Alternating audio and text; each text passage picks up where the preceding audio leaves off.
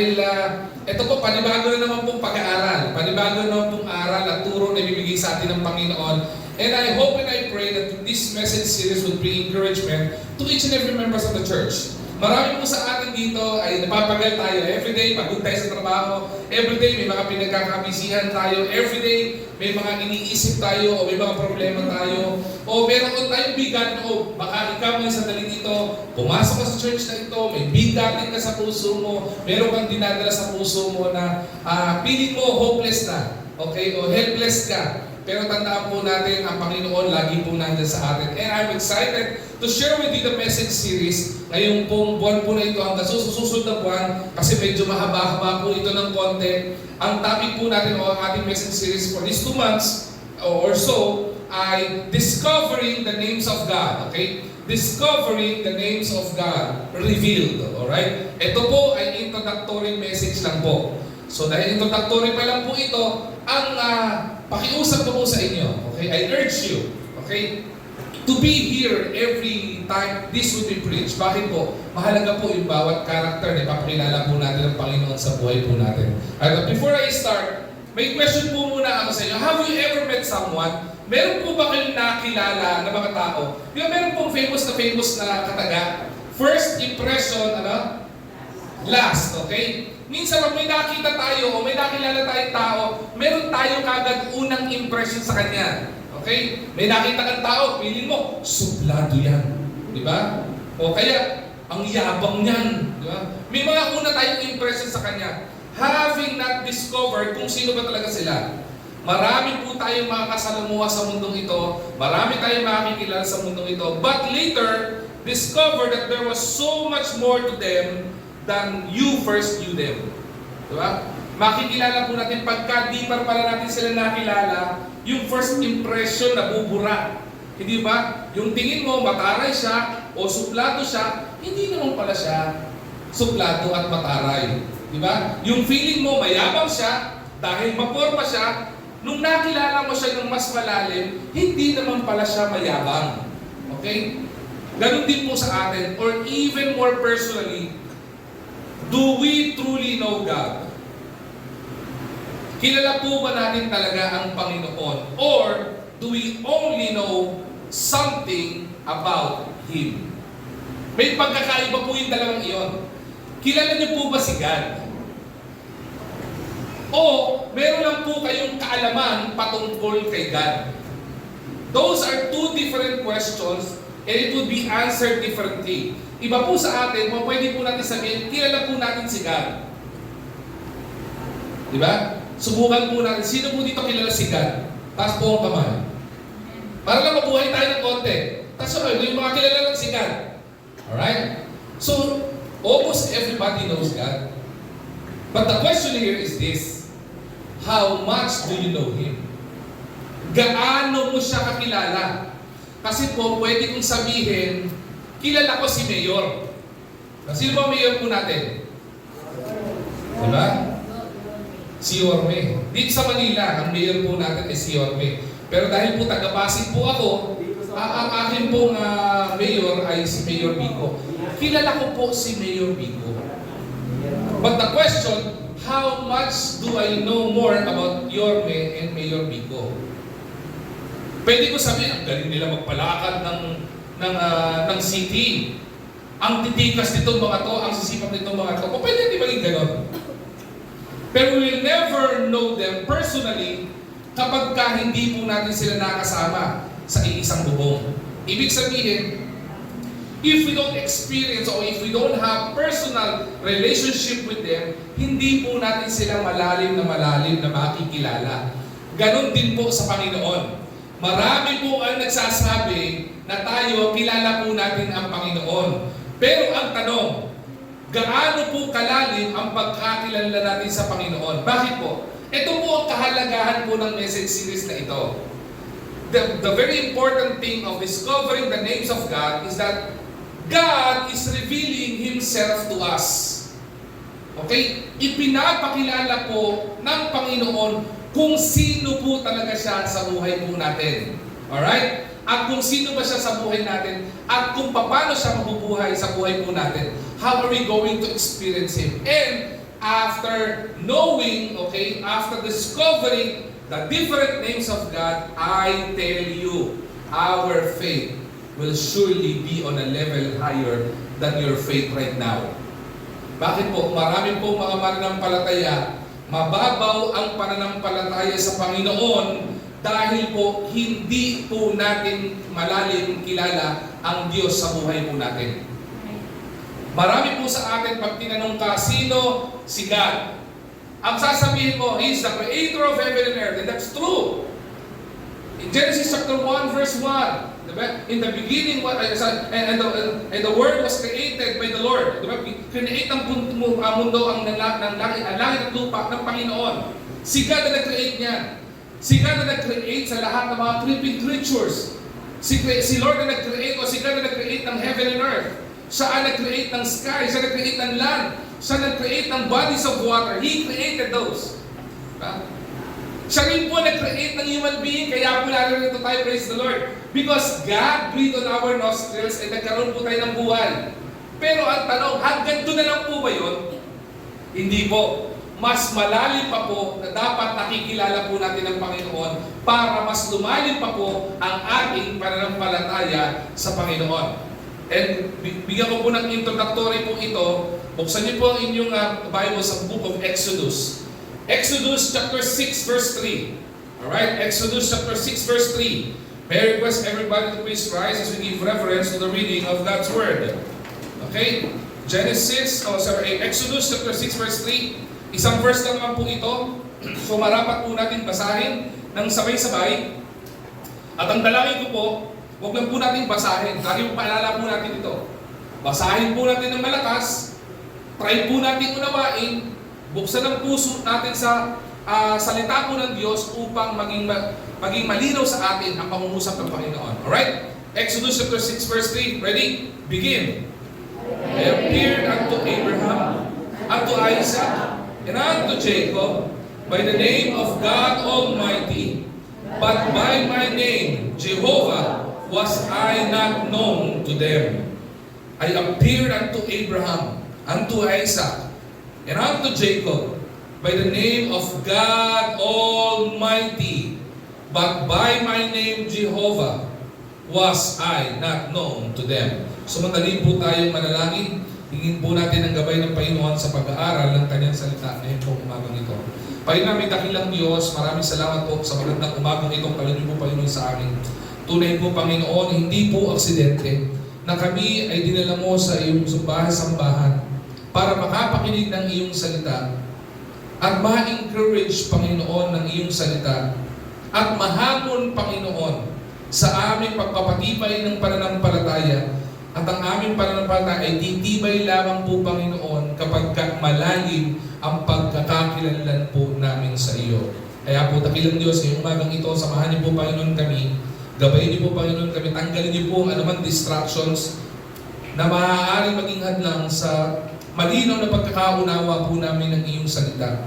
Gabayin niyo po, Panginoon, kami. Kahit po, Panginoon, ako, bigyan niyo po, Panginoon, ako ng gabay, patnubay, maihayin ko po ang inyong salita bilang iyong lingkod ng malinaw na malinaw ngayong bagong ito sa pangalan ng Jesus. Amen. Amen. Mara na po tayo magsiupo. Sabi po nung inawit natin kanina, di ba? This world is dying to know who I am. Di ba? This world is dying to know who I am. What a beautiful praise na nanggaling po doon sa inawit natin kanina. But my question there is that, are we dying to know who God is in our life? When I say are we dying, yung tipong nakikita po ba natin yung urgency ng pagkakakilanlan sa Panginoon? O binibigyan po ba natin ng pahalaga yung pagkakakilanlan natin sa Panginoon? Diba? Ihalin tulad ko po ito sa isang taong umiibig. Diba? Marami pong mga young people, pag umibig kayo, yung unang nakikita nyo ay, kaya ko siya iniibig kasi ang pogi niya. Kaya ko siya iniibig, sa tingin ko siya na talaga gusto ko kasi ang ganda niya. Pero ang tunay na umiibig, kinikilala po niya kung sino yung iibigin niya. Dahil totoo, masakit mang tanggapin, yung ganda, naglalaho. Yung pogi, naglalaho. Diba? Kumukulubot ang balat ng tao. Pero yung malalim na pagkakakilanlan mo sa Kanya, hindi nagbabago yun kasi karakter po yun eh. Hindi ba? Meron na po isang bata. Okay? He was walking with his dad. Alright? Naglalakad po siya. This young boy knew his father. As a young boy, siguro mga around 3 to 4 years old o 2 to 3 years old itong batang ito. Nakilala po niya yung tatay niya. Okay? Pakilagay yung picture mga anak. Okay? Maging attentive kayo mga anak dyan, ha? Alright, yan. Sige po. There was this young boy walking with his dad. But one day, sabi niya, kilala niya yung bata, kilala niya yung tatay niya. He was always there sa bahay. The father was existing. The father was a great provider.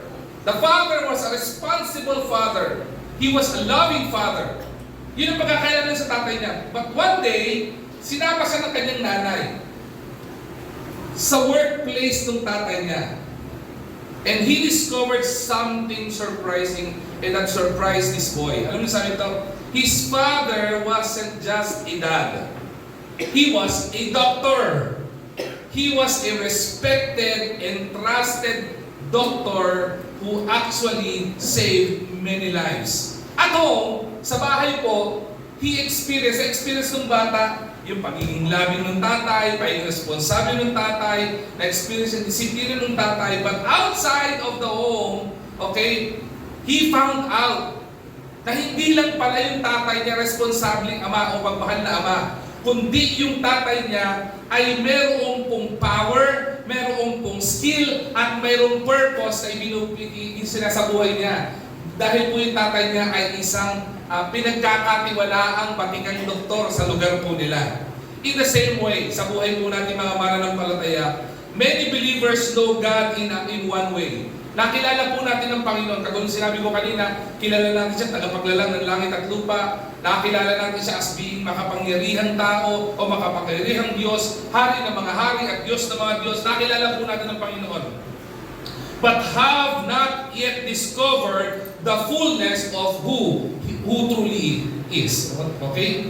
Hindi po natin kilala kung sino ba siya totoo. Kaya kung mapapapansin niyo po sa verse po natin, sa verse natin kanina, ang sabi po niya dito, nagpakita at nagpakilala po siya sa kanya pong sa mga patriarchs. These are the early fathers, okay, ng Old Testament. Abraham, by hierarchy. Abraham, ipinakilala niya sarili niya. Kay Isaac, ipinakilala niya sarili niya. And to Jacob, pinakilala po niya ang sarili niya. Pero paano po nakilala ni Abraham, ni Isaac at ni Jacob, the early patriarchs, ang Panginoon? He was known to be God Almighty. Pinakamakapangyarihan. Diyos na mga Diyos. Pero ang tanong niya dito, but by my name Jehovah, was I not known to them? Bilang si Jehovah, kilala ba nila ako bilang Jehovah?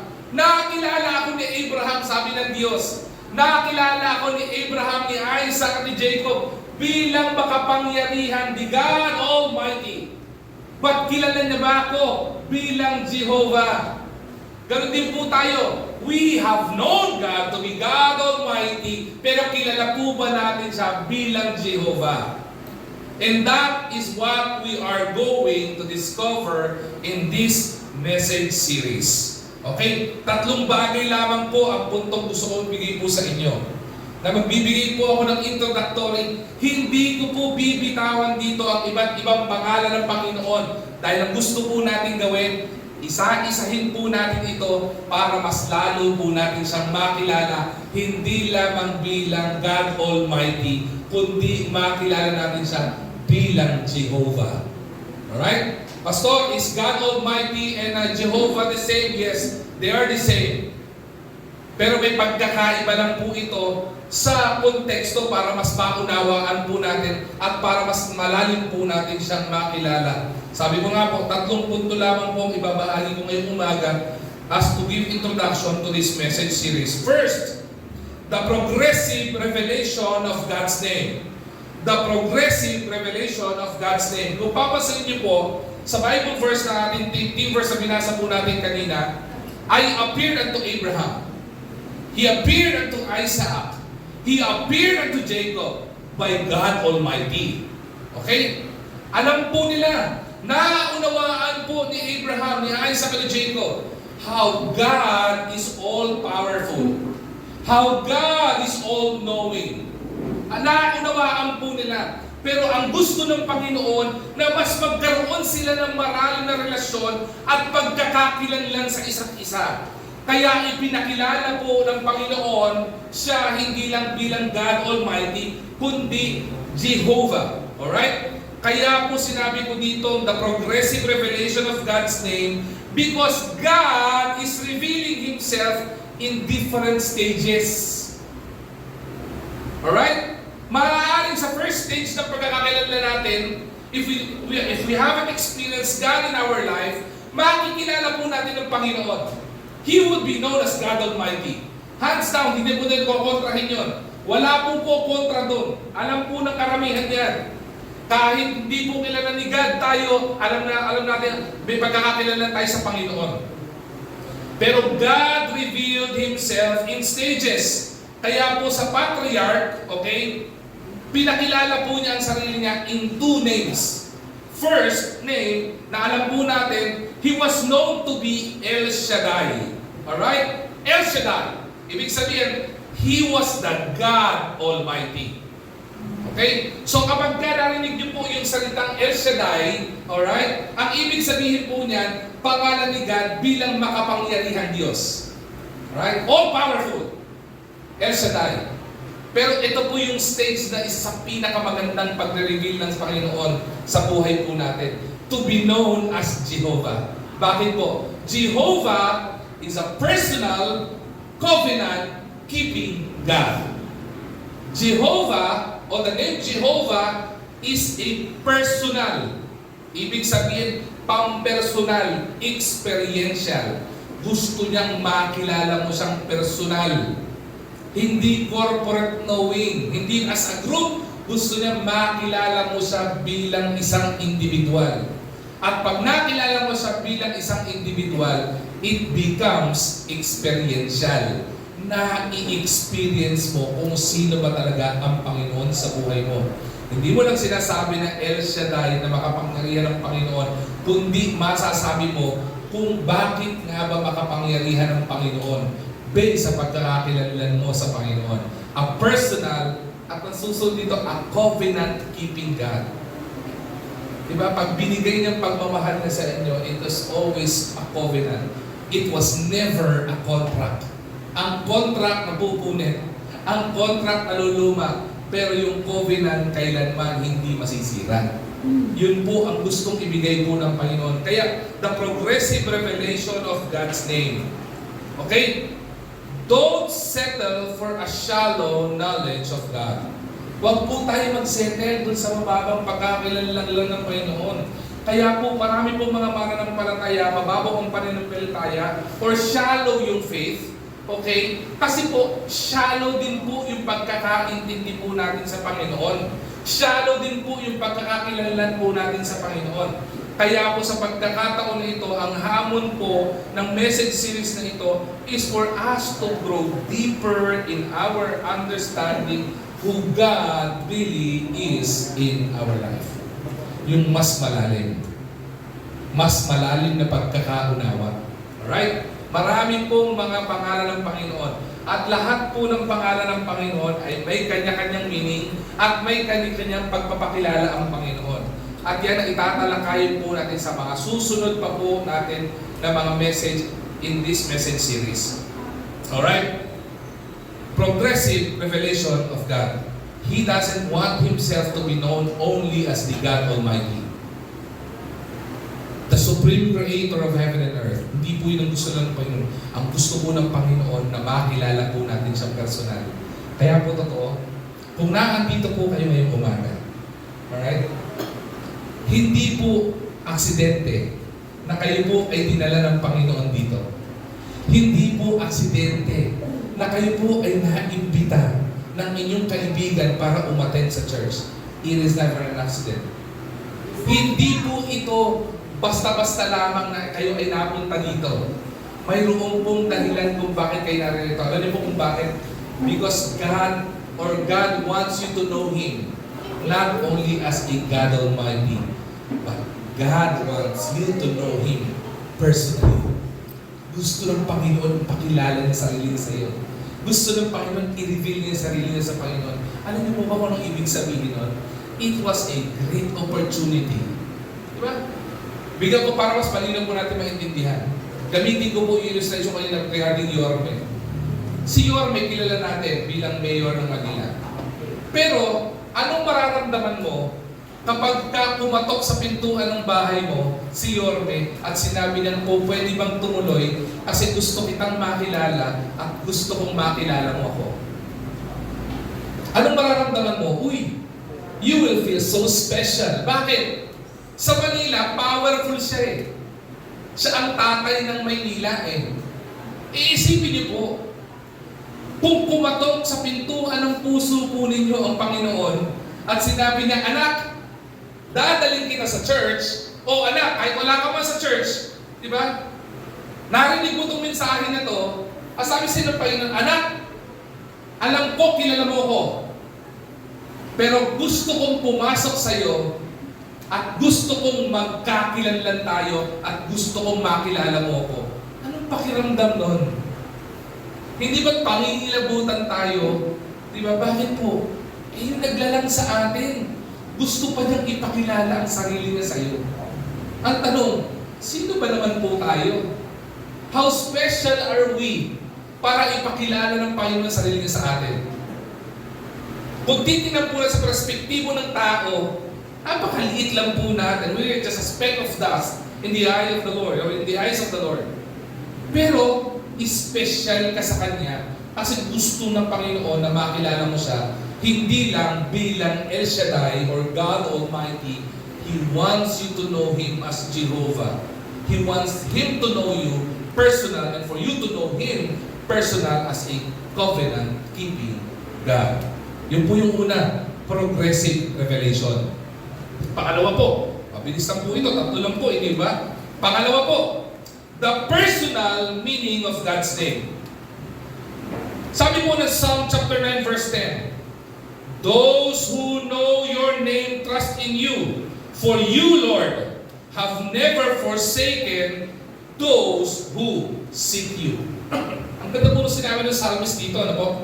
Sabi po dito, those who know your name trust in you.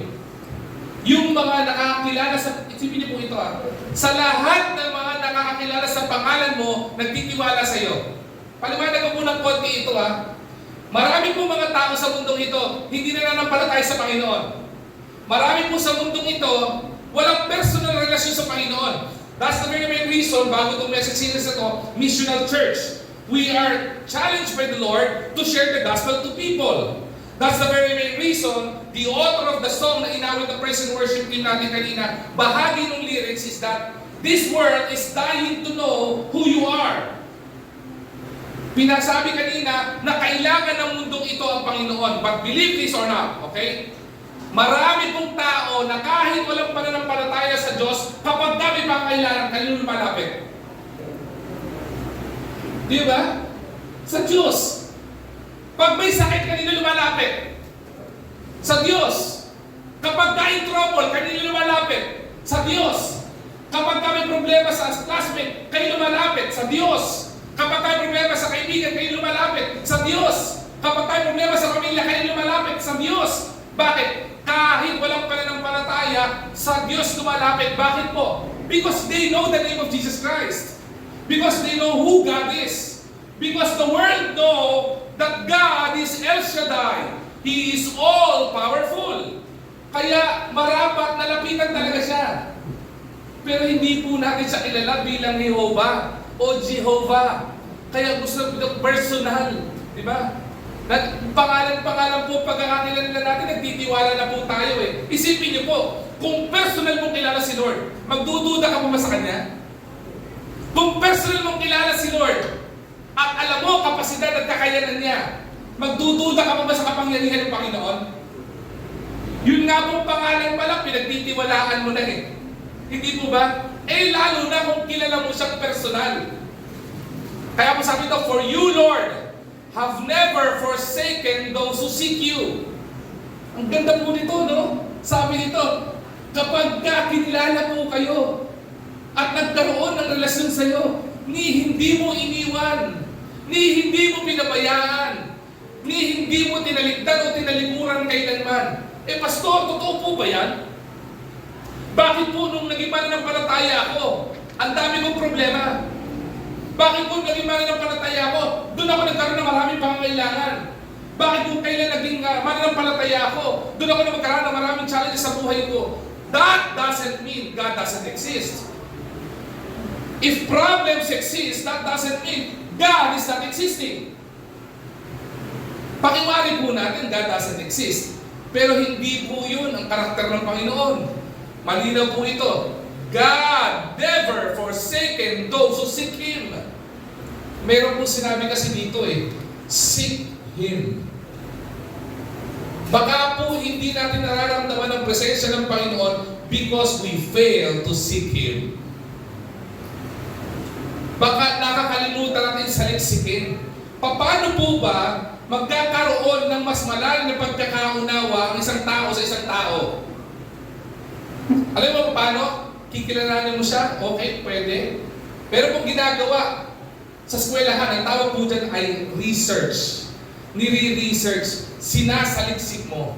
Kung gusto mo makilala sino si Albert Einstein, you go to the library, maghanap ka ng autobiography ni Einstein para mas makilala mo siya.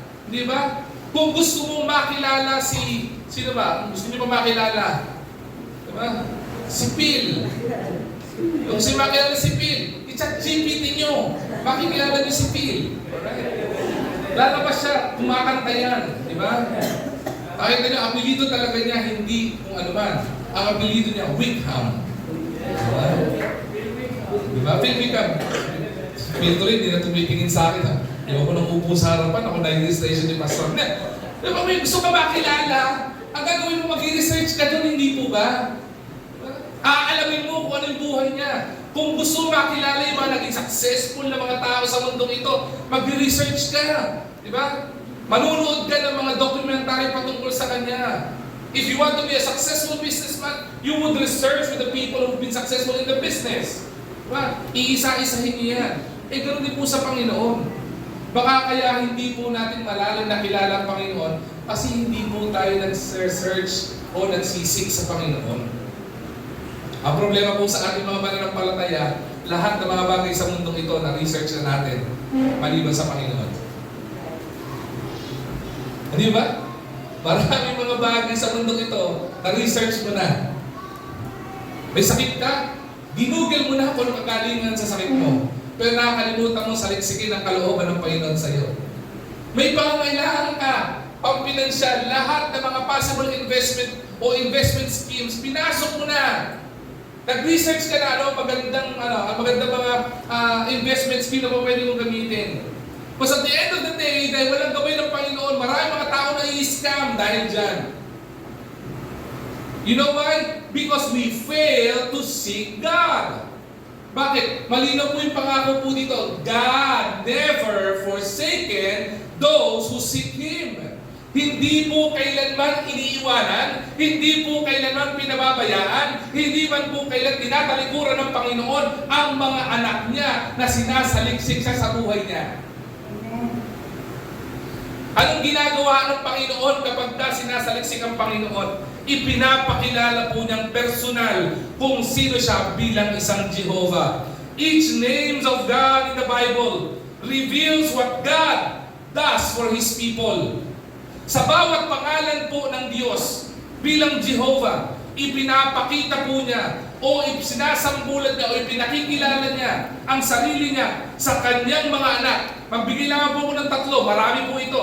He was known to be Jehovah Jireh. Okay? Ang pagiging Jehovah Jireh ng Panginoon is one of the most, sabihin natin, utilized name of God. Diba? Bakit po? Because Jehovah Jireh means He is the God who provides. Amen? Diba? Bakit po may pangailangan ka? Sino ang hanapin mo? I need Jehovah Jireh in my life. There is a great need kasi mag-enrollment na naman. Di ba? May pasukan na naman. Kailangan ng pang-enroll. Sino kailangan mo? Kailangan mo si Jehovah Jireh. Di ba? May pangailangan ka sa bahay. Di ba? Ang dami mga dapat bayaran. Sino kailangan mo? Kailangan mo si Jehovah Jireh. He is the God who provides. Pinapakilala ng Panginoon. Kaya kung totoo, kung tunay po tayong mananampalataya, hindi po tayo mangangamba sa mga pangailangan po natin. Alam niyo po kung bakit? Because God, who is our Master, our Savior, the Creator of heaven and earth, is not only the God Almighty, He is also the God who provides. Tao po ba? Bigay po kasi ng halimbawa. Ito pong linggo po na ito, nasa camp po kami. Yung mga nasa adult and family camp, nandun po kami sa camp. We receive a text from one of our pastors. Sabi niya, Pastor, kailangan na po natin magbayad ng kuryente. Oh, bakit? Kasi po, nung last po, pinutulan tayo. Nakaya mo sabihin, pinutulan tayo. Diba? Ang tanong, meron po ba service sa Manila na pumaten kayo ng putol ng kuryente natin? Wala? Wala na po. Dalawa lang. Dalawa lang po ba umatan ng church? Wala po, di ba? Bakit po? Because the God whom this church is serving is the God who provides. Putol ba ilaw ngayon? Baka malamig lang. Di ba? Ano po? Baka mamaya. Di ba? Sabi, Pastor, last ano po? Kinabukasan putol agad. Wala tayo magagawa. Ang church wala may pambayad. Pero yung God na pinag-iilikuran natin may pambayad. He is the God who provides it. Pastor, paano mo gagawin natin? Baka maputulan po tayo. Iya maputol. Bakit ko po sinabi yun? Kasi niwala po ako, hindi pa yung tulutan ng Panginoon. Kung tunay na kilala natin si Lord, alam natin He is the God who provides. He is Jehovah Jireh. Kaya po hindi po lang kuryente natin ngayon because God provided. Ng pambayad, Pastor, hindi po. Ng provision. Diba? Hinold ng Panginoon, yung magpuputol. Dalawa lang naman yan eh. The Lord will provide the need or the Lord will remove the need. Tao ba? Blessing po yun, di ba? Pero ano nangyari po sa atin? Kaya po marami mga mananampalataya, listen please carefully. Ang dami natin pangamba. Anong pinaka-famous na post niyo sa Facebook? Na umay ako. Yung bill ng kuryente. Bakit? Ang dami dinagdag, di ba? Extra charge ng ganito, extra charge ng ganito, extra charge ng ganito. Ang dami! Alam ko, kuryente lang na sinubscribe ko ah. Bakit ang dami mga extra charges? Di ba ang dami pinopost na ganon? At ang daming household na nangangamba doon, mga mananampalataya. Ano man ang pagtaas niya, makangamba ka ba? Kung ang Panginoon mo is Jehovah Jireh. Kita niyo, pinanghina tayo, di ba? Panghihinaan ka. Kaya po maraming mga mananampalataya nagdududa sa Panginoon. Kaya rin po sinabi ng Panginoon, di ba? Do not worry for tomorrow, and let tomorrow worry for itself. Bakit? He is the God who provides. Ang sabi ng Panginoon, yung mga ibon nga sa parang, yung mga uwak sa parang, ni hindi nangangandamatay. Bakit? Kasi pinagkakaluban ng Panginoon ng pagkain, tayo pa kaya mga anak niya na nananampalataya sa Kanya. He is Jehovah Jireh. Personal meaning of God's name. Dalawa po. Bigyan mo sample lang, hindi ko kayang bigyan sa atin. Jehovah Rapha. Who is Jehovah Rapha? Jehovah Rapha means He is the God who heals. Siya'y nagpapagaling. Pastor, may doktor, sila ang nagpapagaling. Hindi po.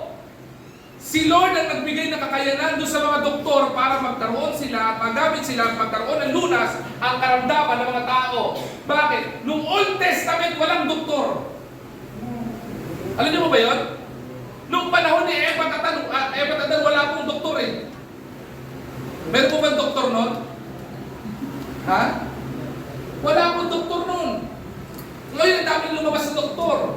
Doktor sa cardio, doktor sa neuro, doktor sa sugar, doktor sa kung saan, di ba?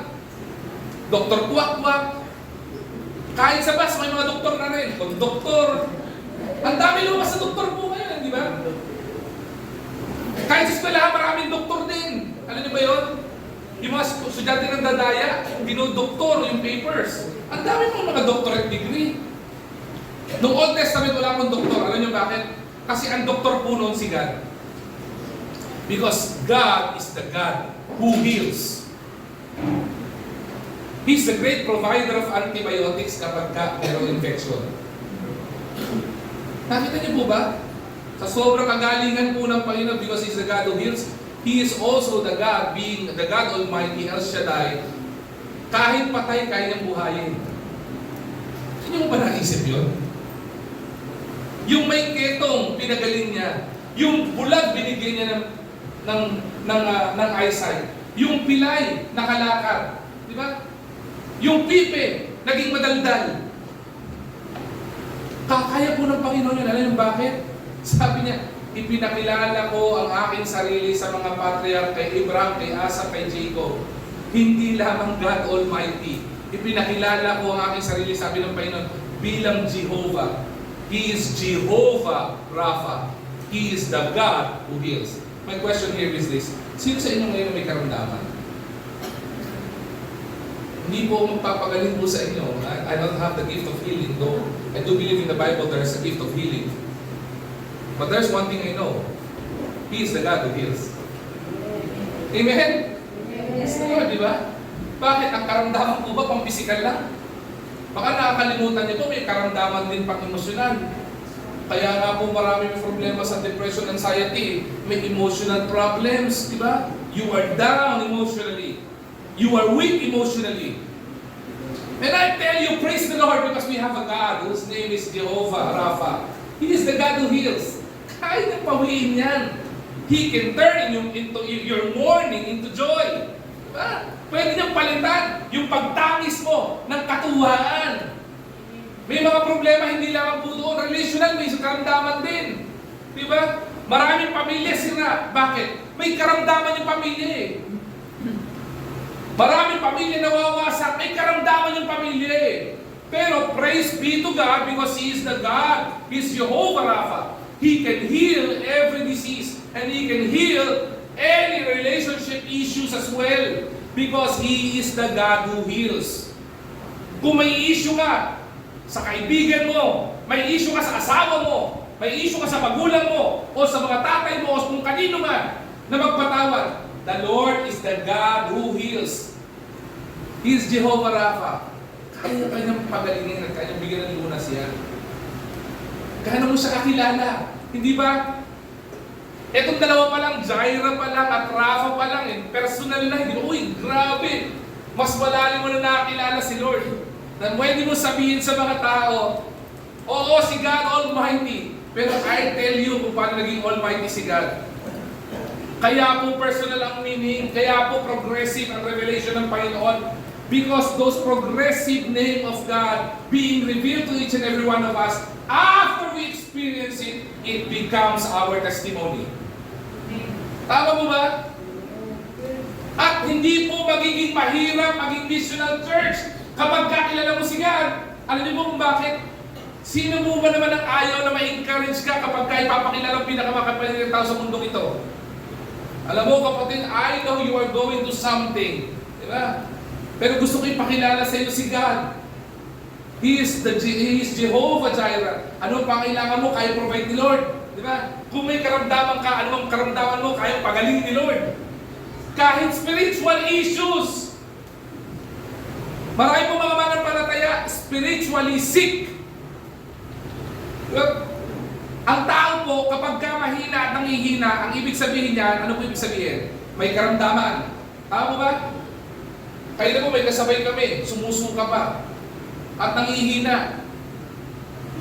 Alam mo, may karamdaman. Tanungin mo, bakit ka ganyan? Masama po pakiramdam ko, pastor, masakit po katawan ko eh. Diba, nahihilo po ako. Alam mo, may karamdaman. Hindi mo ba ganyan marami mananampalataya? Kapag ka ang mananampalataya nanghihina sa pananampalataya, you know he is spiritually sick. Bakit? Kapag ka spiritually fed ang taong yan, paano manghihina yan? Kapag ka malusog ka sa salita ng Diyos, paano ka manghihina sa pananampalataya? Kapag ka malusog ka sa komunikasyon mo sa Panginoon, paano ka manghihina sa pananampalataya?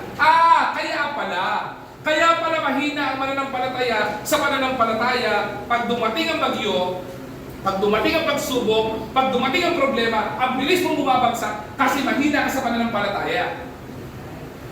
Praise be to God because He is the God who heals. Kahit yung kainaan mo pang spiritual, kayang palabasin ng Panginoon, palakasin ng Panginoon. Totoo, maraming mga mananampalataya, we need Jehovah Rapha. Lord, pinanghihinaan po, I think I'm spiritually sick. We need Jehovah Rapha. Hindi po araw-araw malakas tayo. Hindi po araw-araw yung level ng spirituality natin above the roof. Hindi po gano'n. Marami po pagkakataon, dadapa at dadapa yan.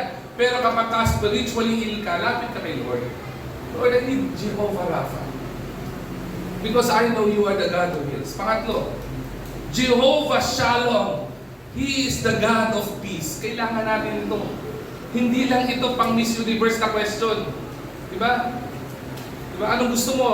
World peace. Ang dami ko narinig na ganyan. Diba? Pag tinanong, anong gusto mo? The greatest desire of your life, world peace.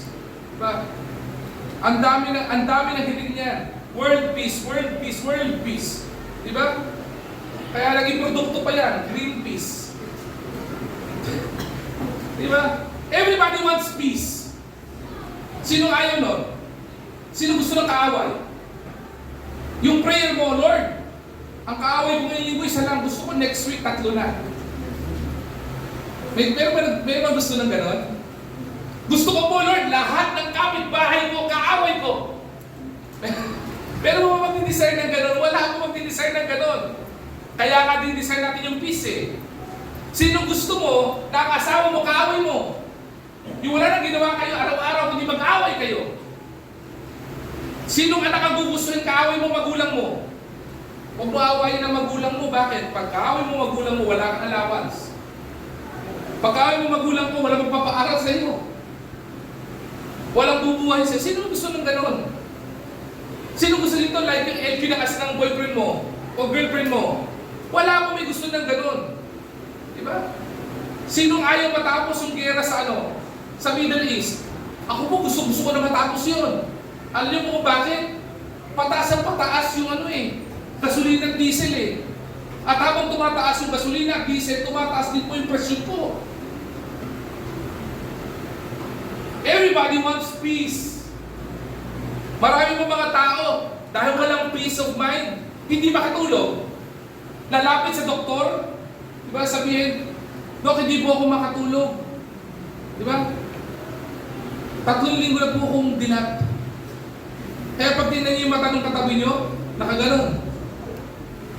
Pag nakaganon ng mata niyan, 2 lang yan. It's either addict yan, o hindi pa nakakatulog yan. Patunayan ko po sa inyo that God is Jehovah. Sabihin na Shalom. Okay? He is the God of peace. Pansinin niyo po, sa bahay, sino mo yung problema sa pagtulog? Sagutin niyo yung sarili niya. Sa bahay, yung problema kayo matulog. Pansinin niyo, umatin kayo sa church. Pag isimula pa lang yung preaching, tulog na kayo. Tama mo ba? Intro pa lang ni pastor. Humihilig ka pa eh. Diba? So hindi mo na kailangan ng pampatulog. Hindi mo na kailangan pumunta sa doktor para humingi ng gamot pampatulog. Gusto mo makatulog, pumunta ka sa church. Tulog ka. Eh pastor, hindi naman po araw-araw nasa church po, wala naman po tayo araw-araw service. Oops, wait lang. Ina-upload natin sa social media account. Kung gusto mo makatulog, di ba? Mamili ka. 3 pastor dito. Pastor Dennis, di ba? Pastor BJ, Pastor Christian. Mamili ka kung sino sa kanila pakikinggan mo. I-take mo sila 3 times a day. I tell you, tulog ka. Lagpas sa 8 hours ang tulog mo. Gusto kong magsalita si Pastor Dennis. Kasi, introduction pala ng video, nakakatulog na ako. Grabe. Kung gusto mo experience, pumunta ka dito. Tumabi ka sa mga posting ito. Pastor, kaya po pala yung posting nito, ibang amoy, ano? May konti pong something amoy. Opo, kasi marami na pong laway ang naipahid dyan. Marami na pong, hindi lamang po luha ang pumatak dyan. Pati po laway, tumulo dyan. Marami na nakatulog dyan. Papasalamat na lang po ako, wala po tayong ginigising at tapos sa kapatid, tapos na mong service. Oh, praise the Lord. Pastor, napayapa po talaga ako sa preaching. Ito po yun eh. Subukan nyo. Pag nanonood kayo ng Netflix, hindi kayo makatulog. Yung antok na kayo, yung paborito yung pinapanood na Korean telenovela, ano yung mga bago na yun? Diba? Anong bagong Korean telenovela ngayon? Perfect ano? Perfect Crown. Yeah, pinapanood ni Joyce yan. Ang inabot ko, Jumong lang eh. Panahon pa rin mga umaakin, Jumong eh. Diba? Ang tanda na nun, diba? Perfect Crown! Kahit walang tulog, kahit pagod, nanonood eh. 2 episode lang. Diba? Isang episode lang. Nakakadalawa na, nakakatatlo na. Diba? Promise last na to. Diba? Minsan nakakatulog na. Hoops, pinatay mo. Pasin niyo yun. Pero subukan niyo mag-devotion kayo. Binubukan niyo palang Bible na, inatok na kayo eh. Kaya sinubukan ko po yun, nasa Bible school ako. Every time talaga mag-devotion, nakakatulog ako. So ang ginawa ko, bumili po ako ng Bible. Hardbound. Hard yung cover. Tapos pag nag-devotion ako, nakahiga ako. Binabasa ko sa nakaganon. Pastor, di ba disrespect sa Panginoon yung pag nag-devotion ka, nakahiga ka? Hindi po, may purpose yun. Bakit? Dahil nakakatulog ako lagi pag nag-devotion. Dahil nakaganon, pag napipikit na nakakatulog, buwawagsak sa akin yung Bible. Pagbagsak ng Bible sa Amen! Yawa tapos.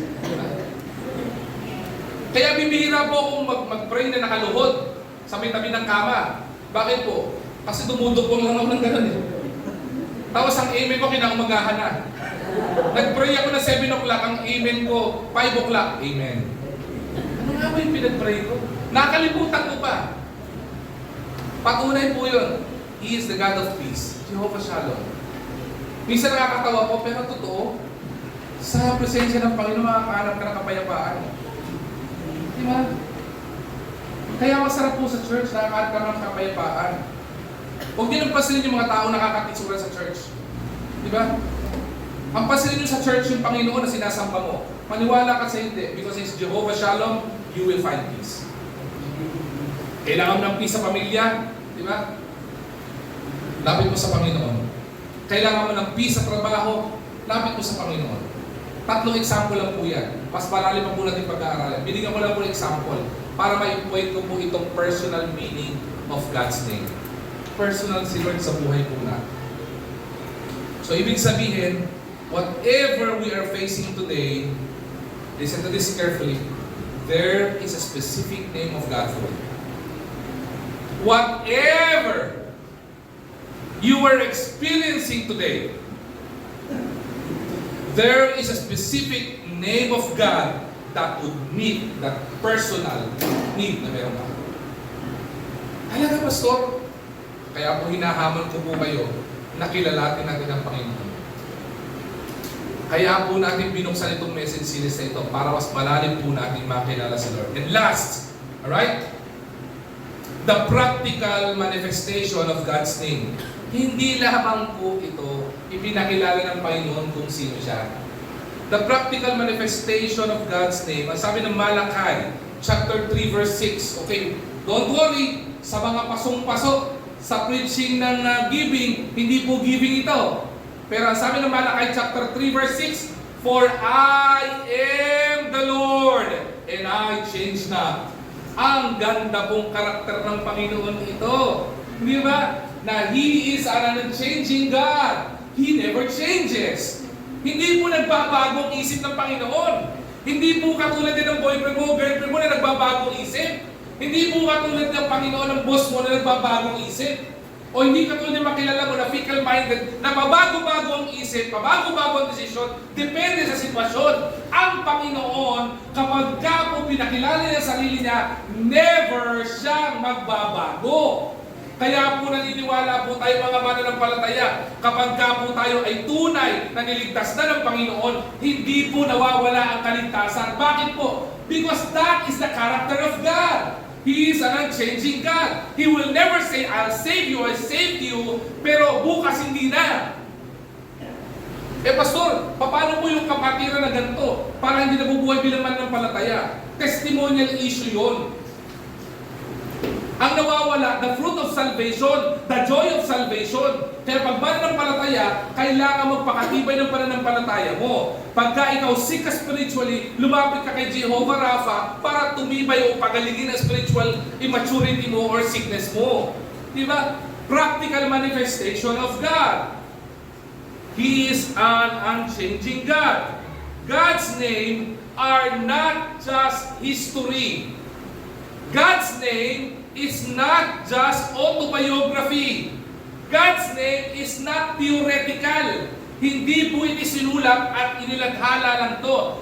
They are reality from the ends of the earth to the future of this world. It is a reality because God is an unchanging God.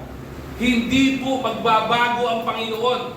Hindi po niya tatanggalin ang pagiging Jehovah Jireh, who is the God who provides. Hindi po niya babaguhin ang sarili niya bilang Jehovah Rapha, being the God who heals. He will never change as God, Jehovah Shalom, okay? Who is the God of peace. Hindi po magbabago yun.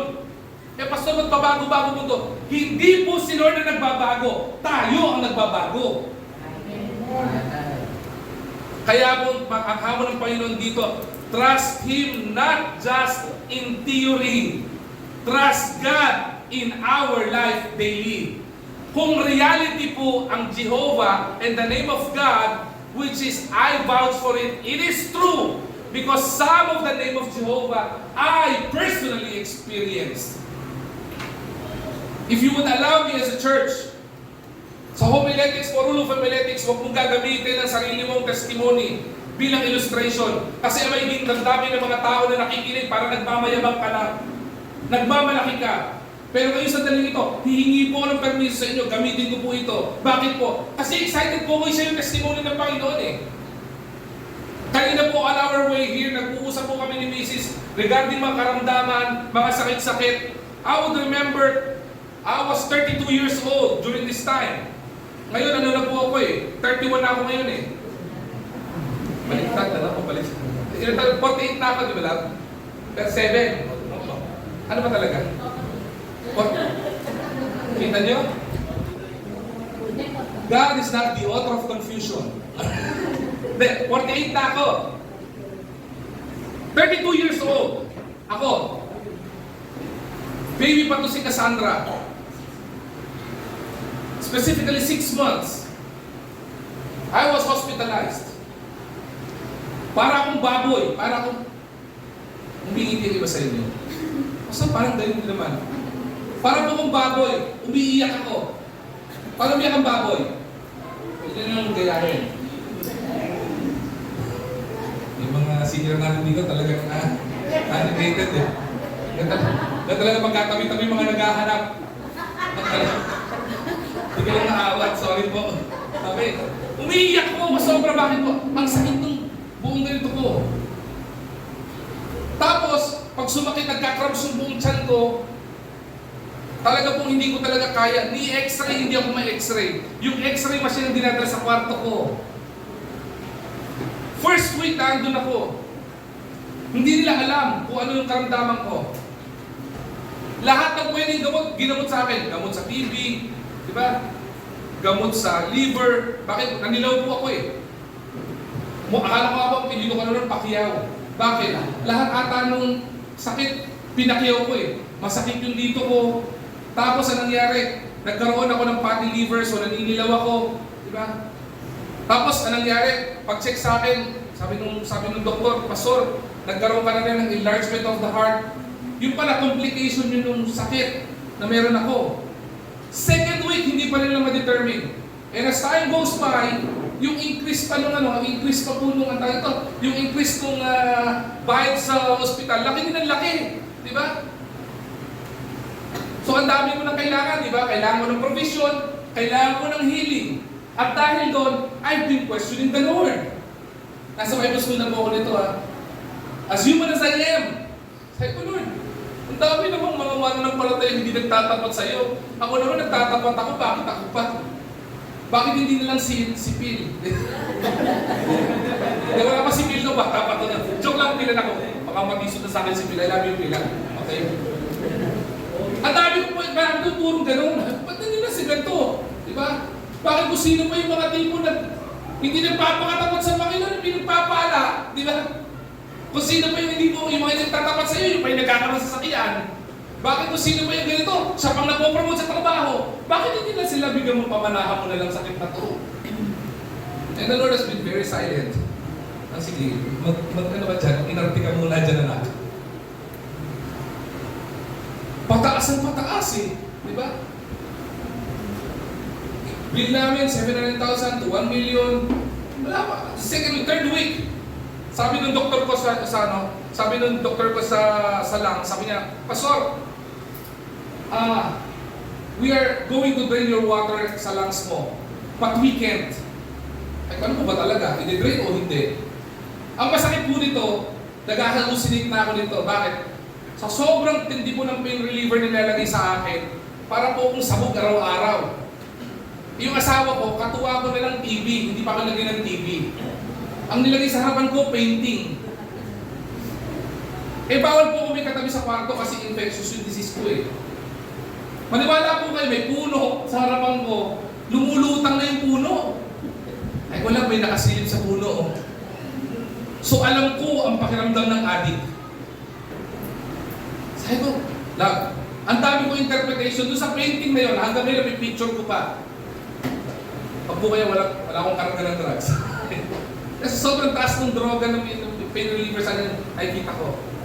And anxiousness kicks in, problem kicks in, pambayad kicks in, ang daming problema. And then I open the scripture. Sabi ng Bible, you of little faith, I would remember this passage. Sabi niya, kausap niya mga disciples.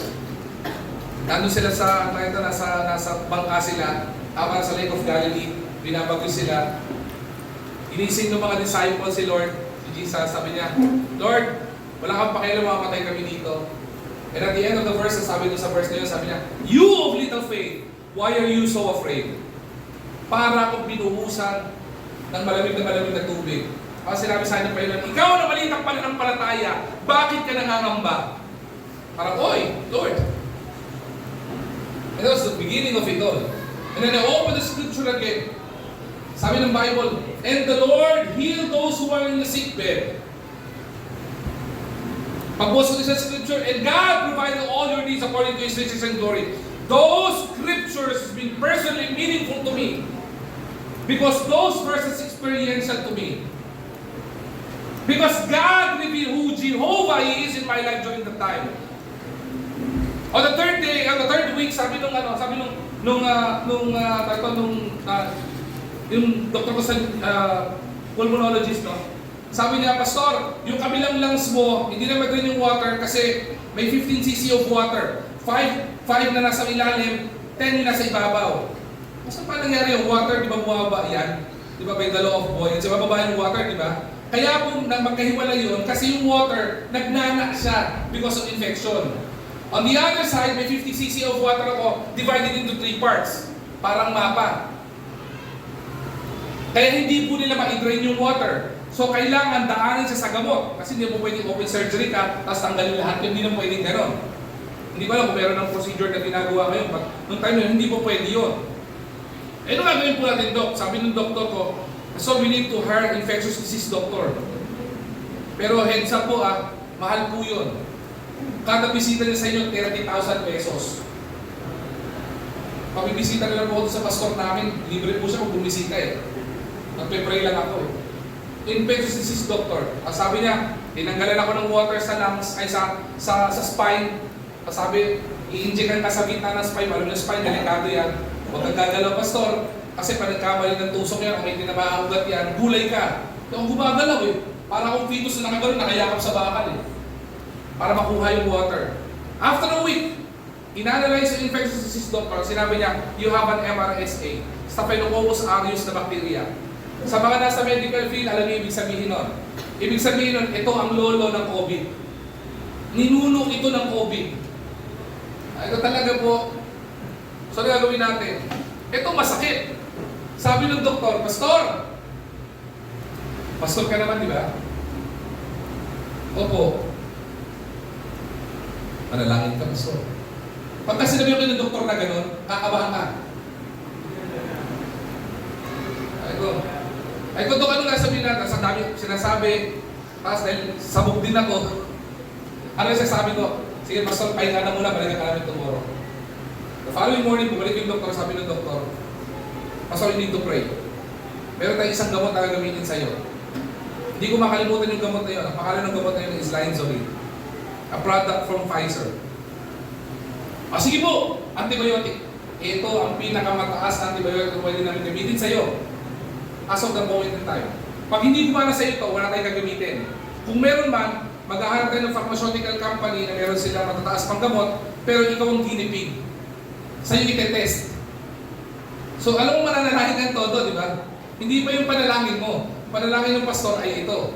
How do you want to take it? Via, yung nasa swero o gagamot? Ang tanong ko, magkano? Sabi niya, yung nasa swero, 6,000 per shot. 6,000. Ilang araw mo ito-take? 14 days. Twice a day. Kamot ko ng ulo. Pag yung inom? Pastor, mas mura. Magkano?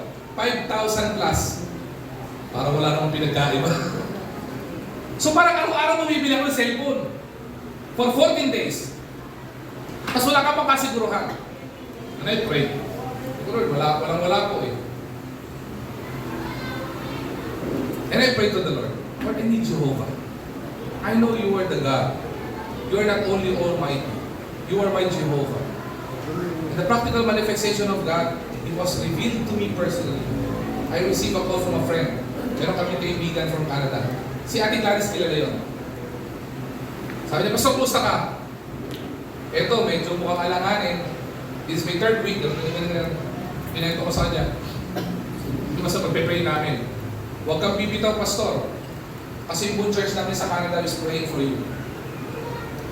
Tapos, okay po, sige po, salamat po. The following day, sabi niya, Pastor, pakipadala yung account mo, papadala ka namin ng panggamot mong kahit paano. And it sustained me for 7 days. And praise the Lord, una, I experienced Jehovah Rapha. He is the God of heals. Bakit?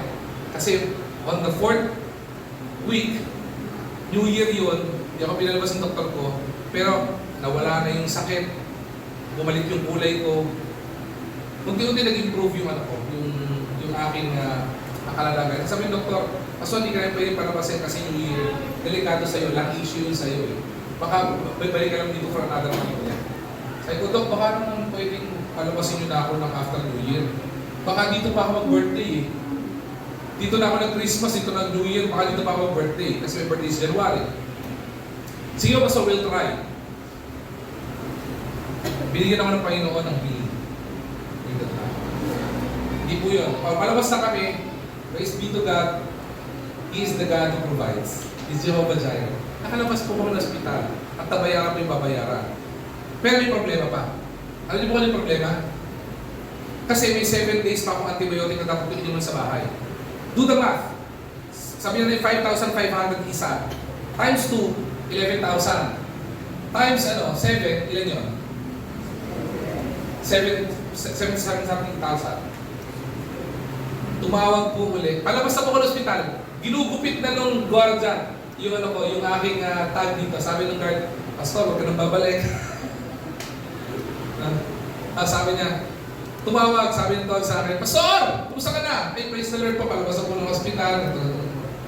Wait lang po. Anong wait lang? Huwag niyo na akong pabalikin, di ba? Hindi ba, Pastor, sadali po. Kasi po, may access mo ba kayo sa account niyo? Sabi ko, I can check. Sabi ko, why? Kasi nung pinag-pray po namin kayo, pinadala namin sa inyo kulang. May mga member po kayo nagbigay pa po ng bigay po dun sa panggamot niyo lang po ito. Sabi, ay ganun po ba? Salamat po sa inyong family at sa church niyo po at we thank you so much. Sabi ko sa asawa ko, pagkaputol ng tag, sabi ko sa wheelchair po ako, love, iatras mo yung wheelchair. Bakit? Dalhin mo ako sa ATM. Pagpunta ko sa ATM, guess what? Nilagay ng Panginoon doon yung pang-antibiotic ko. Wait lang. When the Lord blesses, it is always pressed down, shaken together, and running over. Hindi lang po panggamot ang nakalagay doon. May pang-tithes pa. Lord, napakabuti niyo. Napakabuti niyo, Panginoon. Lahat ng mga verses na binigay sa akin ng Panginoon, sinampal niya ako sa aking kahinaan ng pananampalataya. Because I found out during that time, hindi lang pala ako sick physically, I'm also sick spiritually. And the Lord heals. And praise be to God, yung inyo pong pastor, kahit yung pinagdaanan gano'n, nakatayo pa rin po sa harapan yung ginagamit ng Panginoon. Pastor, tapos naman challenge ko. I'm not saying tapos namin mga iba't iba po ang challenges sa buhay namin. Ang dami na yung pinagdaanan.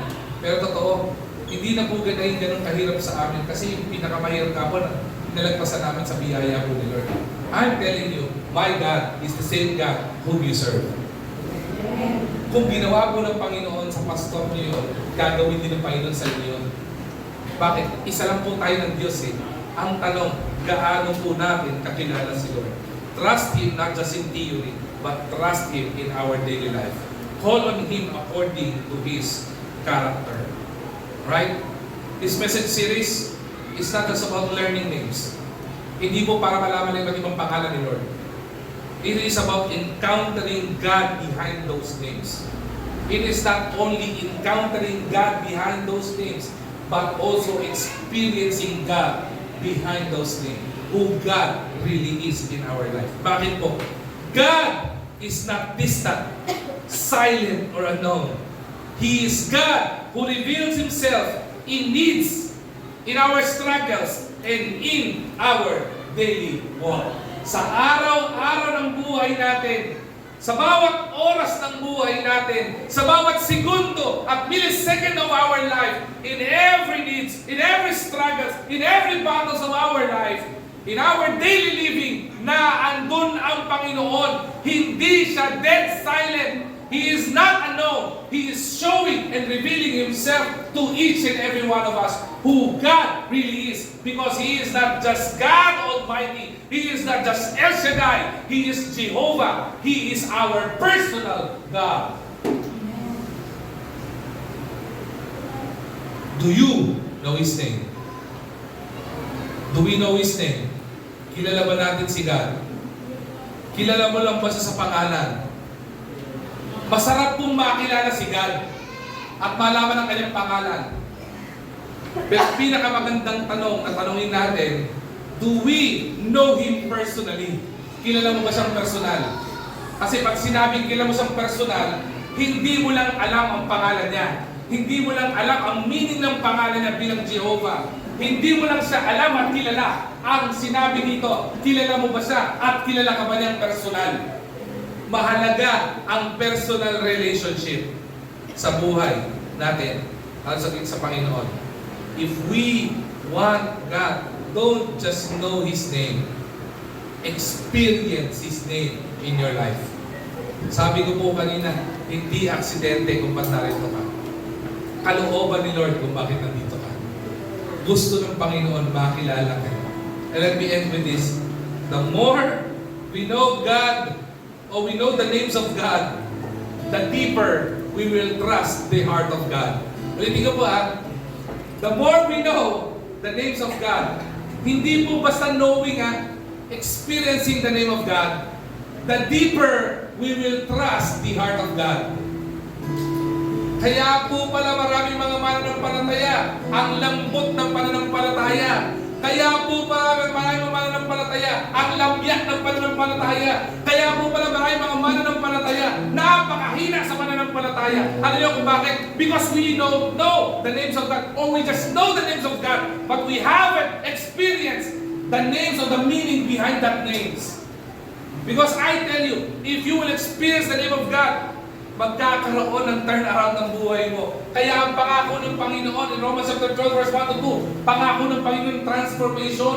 Kaya nagkakaroon ng pagbabago sa buhay ng isang tao kasi hindi mo lang basta naalaman ang pangalan ng Panginoon, nakilala mo si Lord at na-experience mo kung sino ang Panginoon sa buhay mo. The question here is this, ikaw gusto mong ma-experience si God?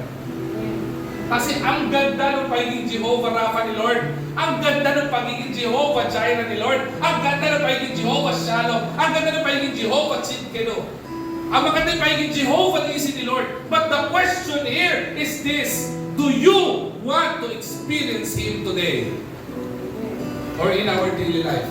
Kasi kahit maputol ang litid ko, kakasigaw at mapapilala ng Panginoon sa inyo, mahalaga pa rin yung nagsusumigaw, yung testimony ng Panginoon sa buhay mo kasi nakilala mo kung sino talaga siya sa buhay mo. Question, sino si God sa iyo ngayon? O pwede ngayon, He is the God who provides.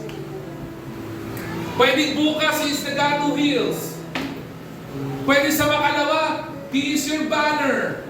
Diba? Pwede sa mga susunod na araw, He is the God of peace. Diba? Maaari sa isang araw, He's the God who heals, He's the God who provides, He's the God of peace. Pwede isang buo lahat yun. Pero mas maganda kung na-experience mo. Mas maganda yung nakakatagpo natin si Lord. At yun po ang gusto ko ng message series na ito. Na magkaroon po tayo ng encouragement. Yung po bang pag nandun ka sa church, magkaroon ka ng sarap ng hindi lang ng pakiramdam, kundi alam mo na pumunta ka sa church na ang bigat-bigat ng puso mo, pero paglabas mo, ang saya-saya mo. Hindi naman nawala yung problema, hindi nawala yung pangailangan, pero pagpasok mo, sabi, masarap eh. Alam mo bakit? Hindi masarap kasi nandun ka sa aircon na church, hindi po yun. Kaya naging masarap yung pakiramdam mo kasi pinatagpo mo, pinakilala ni Lord kung sino sa buhay mo. Lalabas ka dito, maaari may problema ka. Oo, sige. Pero lalabas ka dito, may problema ka man. Pero hindi ka helpless, hindi ka hopeless kasi alam mo may Diyos ka. Kaya ayaw namin na lumabas ka sa church na ito nang hindi mo nakikilala si Lord. Baka ito yung pagkakataon para makilala mo siya tuluyan at tuloy sa buhay mo. Christians, this is not just about sharing salvation or gospel. Baka kaya marami sa ating mga mananampalataya, tamad ka magpagamit sa gawain kasi hindi mo kilala si Lord eh. Marami mga mananampalataya, ibig sabihin encouragement ka na, hindi nalidisulan ka kasi hindi mo kilala talaga si Lord tunay sa buhay mo eh. Hindi mo kahinaan yun. Hindi mo kawalan yun. Pero ang totoo, kailangan mo yun. Kaya kailangan po ng continuous equipping and empowering. Kaya po, sabi ng Bible, meditate in the Word day and night. Kasi kailangan makakilala mo kung sino ang Panginoon sa'yo. Ang tanong, question, gusto niyo mo ba ma-experience yung mas mabibigat, yung padapain ka ng Panginoon para ipagkilala ng Panginoon sa buhay mo? O yung kilalanan mo na siya ngayon? If you will ask me, personally, ayoko nang balikan yung 32 years old ako na hospital ako. I would rather, di ba, nakilalanin na siya sa buhay ko. Pero I think during that time, it was needed. I was so distracted. I was so confused because of my calling. Akala ko, okay naman, tapat naman kay Lord. Nagpapastor ako, o di ba, ganito ginagawa ko. Pero sabi ni Lord, hindi lang basta doon. Gusto kong makilala mong personal. Pinadaan man ako ng Panginoon sa mabigat na aspeto ng buhay ko, pero pinakilala naman niya kung anong kadaanan kapag karas na presensya ka ni Lord. Isa, hindi naman ang kailan dumano eh. Kung kinikilala mo na si Lord. Kung discourage ka ngayon, may name si God para sa iyo. Kung pinanghihinaan ka man ngayon, may name si God para sa iyo. Kung may pangailangan ka man ngayon, meron kang Jehovah na po pwede kang lapitan. Yung karakter ng Jehovah na pwede mong lapitan. Don't just know God as the God Almighty. Experience Him as Jehovah in our life. Tumayo tayo na.